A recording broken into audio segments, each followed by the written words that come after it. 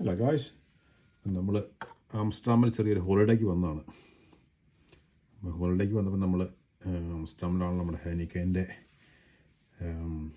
Beer ഉണ്ടാക്കുന്ന, ഇപ്പോൾ അവിടെ ബിയർ ഉണ്ടാക്കുന്നില്ല, ഒരു ഹൈനിക്കൻ എക്സ്പീരിയൻസ് എന്ന് പറഞ്ഞ പരിപാടി ഉണ്ട്. അപ്പം അവിടുത്തെ പഴയ സംഭവങ്ങളൊക്കെ എങ്ങനെയായിരുന്നു എന്നൊക്കെ കാണിക്കുന്നതും അവരുടെ ഹിസ്റ്ററിയൊക്കെ പറയുന്നൊരു സംഭവമാണ്. അപ്പോൾ നമ്മളതിന് പോയി. അവിടെ ചെന്നപ്പോൾ നമുക്ക് നമ്മുടെ തന്നെ പേരിലായിട്ട് നമുക്കൊരു ബോട്ടിൽ ഉണ്ടാക്കാം, നമ്മുടെ പേര് സ്റ്റിക്കറിൽ ആഡ് ചെയ്തിട്ട്. അപ്പം നമ്മൾ നമ്മുടെ മൈ സ്പിരിറ്റ് ട്രെയിലിൻ്റെ പേര് അതിൽ ആഡ് ചെയ്തൊരു ബോട്ടിൽ ചെയ്യിച്ചു. പക്ഷേ നമുക്ക് ഇത് 100 ml കൂടുതലുകൊണ്ട് നമുക്ക് ഫ്ലൈറ്റിൽ കൊണ്ടുപോകാൻ പറ്റത്തില്ല.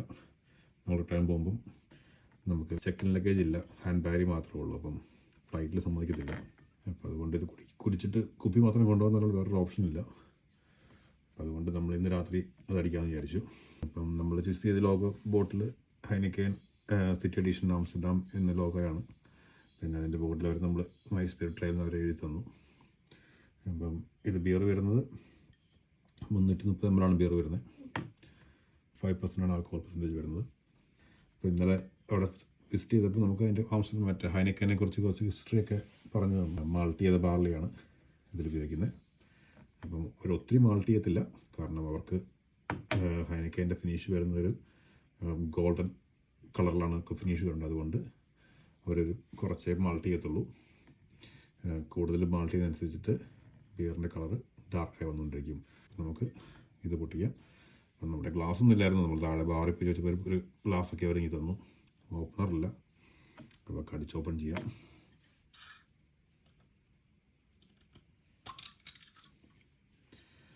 അപ്പം ഇത് ഒഴിക്കാം.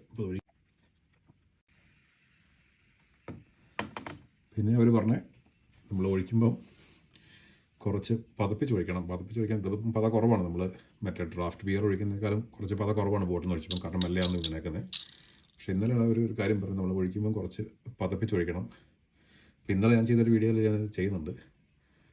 അപ്പോൾ അതിൻ്റെ ഒരു സ്റ്റാറിനടിയിലൊരു ലൈൻ ഉണ്ട്. ആ ലൈൻ വരെ ബിയറും ബാക്കി പതയും വരണമെന്നാണ് പറഞ്ഞേക്കുന്നത് ഒക്കെ വരും. പക്ഷേ ഇതിൻ്റെ ഇവിടെ ആയിരിക്കും ഉദ്ദേശിക്കുന്നത്. ഇതുവരെ ബിയറും ബാക്കി പതയാണ് അവർ പറയുന്നത്. കാരണം അവർ പറയുന്ന കാരണം വെച്ച് കഴിഞ്ഞാൽ ബിയർ ഒഴിച്ച് കഴിയുമ്പോൾ പതയില്ലെങ്കിൽ ബിയർ ഓക്സിജനുമായിട്ട് കോണ്ടാക്ട് വന്നിട്ട് അതിൻ്റെ ടേസ്റ്റിൽ വ്യത്യാസം വരാൻ സാധ്യതയുണ്ട്. അതുകൊണ്ട് ബിയർ ഒഴിക്കുമ്പോൾ പതച്ചൊഴിക്കുക. അപ്പോൾ അതിനകത്തുനിന്ന് അപ്പോൾ കാർബൺ ഡൈ ഓക്സൈഡിൻ്റെ മേളിൽ നിൽക്കത്തുള്ളൂ. അപ്പോൾ ബിയറിൻ്റെ ടേസ്റ്റ് മാറ്റം വരുന്നവർ പറയുന്നത്. അപ്പോൾ ഞാനത് എൻജോയ് ചെയ്യട്ടെ. അടുത്തൊരു വീഡിയോയിൽ വീണ്ടും കാണാം. അപ്പോൾ ഡ്രിങ്ക് റെസ്പോൺസിബിളി. അപ്പോൾ ഹൈനിക്കൻ ഇഷ്ടപ്പെടുന്ന ആർക്കെങ്കിലും ഉണ്ടെങ്കിൽ അവർക്ക് അയച്ചു കൊടുക്കുക.